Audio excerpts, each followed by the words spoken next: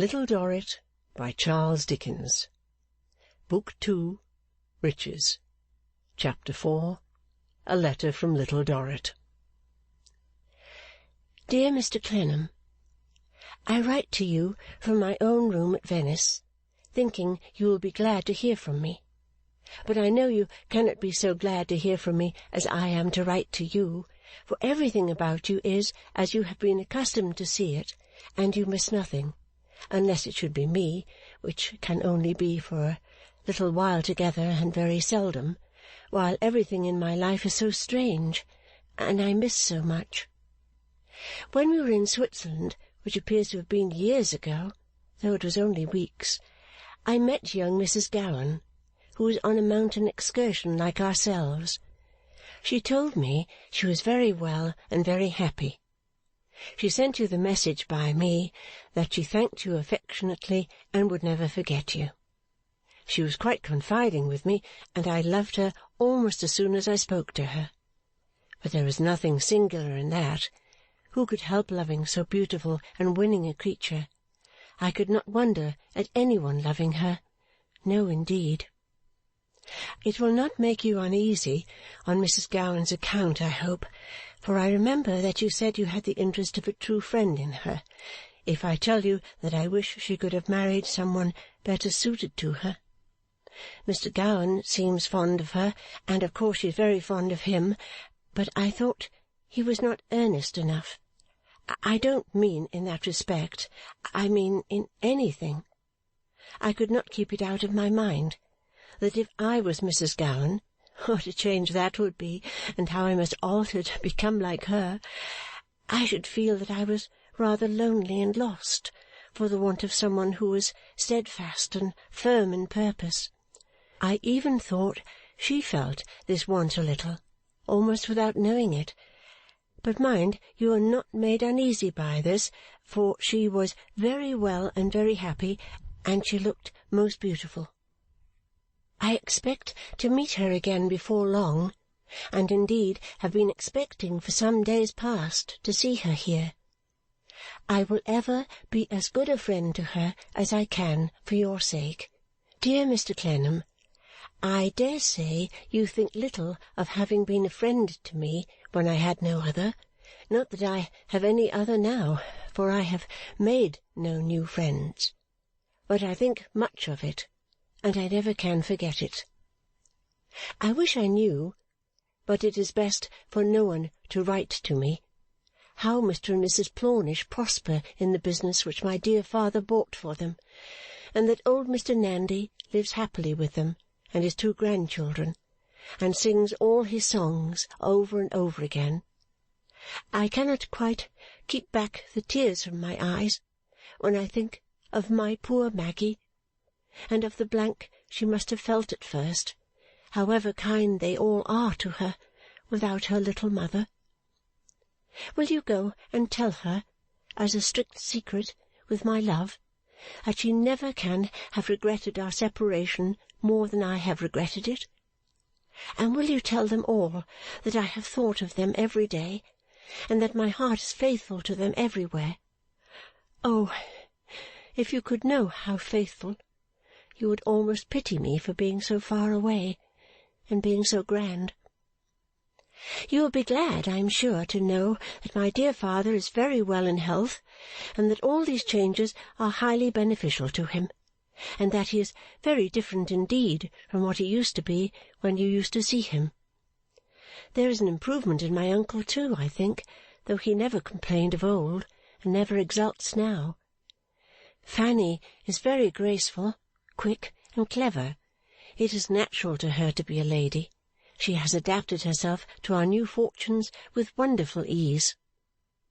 This reminds me that I have not been able to do so, and that I sometimes almost despair of ever being able to do so. I find that I cannot learn. Mrs. General is always with us, and we speak French and speak Italian, and she takes pains to form us in many ways. When I say we speak French and Italian, I mean they do. As for me, I am so slow that I scarcely get on at all. as soon as I begin to plan and think and try, all my planning, thinking, and trying go in old directions, and I begin to feel careful again about the expenses of the day, and about my dear father, and about my work, and then I remember with a start that there are no such cares left, and that in itself is so new and improbable that it sets me wondering again. I should not have the courage to mention this to any one but you. It is the same with all these new countries and wonderful sights.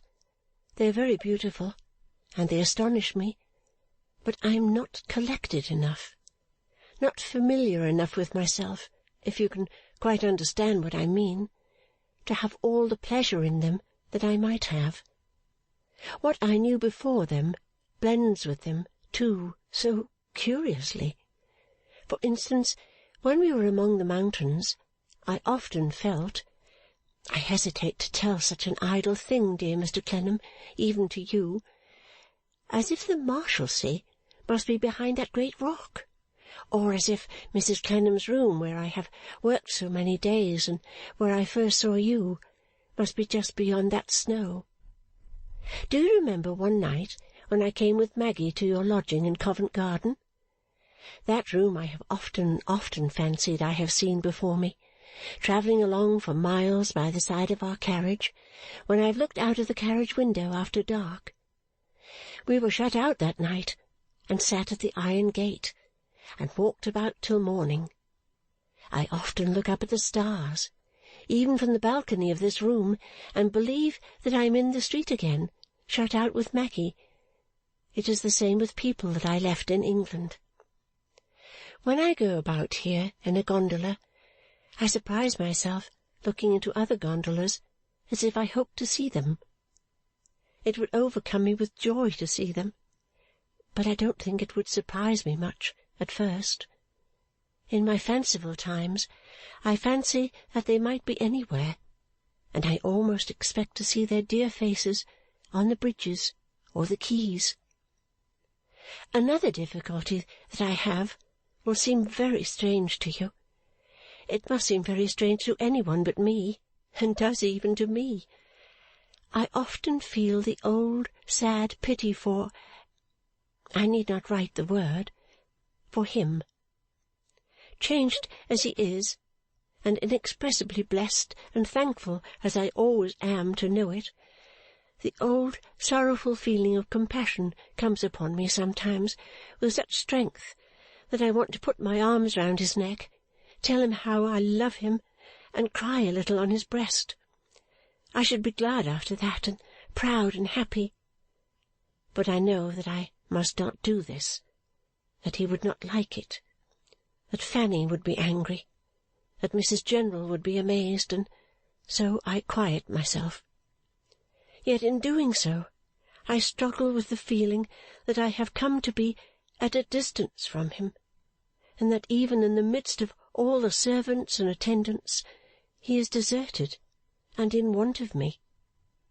Dear Mr. Clennam, I have written a great deal about myself, but I must write a little more still, or what I wanted most of all to say in this weak letter would be left out of it.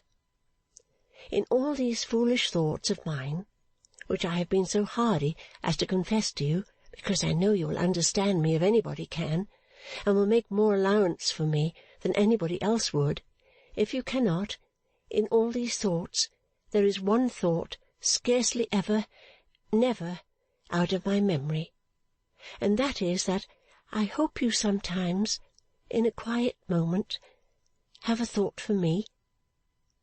I must tell you that as to this I have felt, ever since I have been away, an anxiety which I am very anxious to relieve. I have been afraid that you may think of me in a new light, or a new character.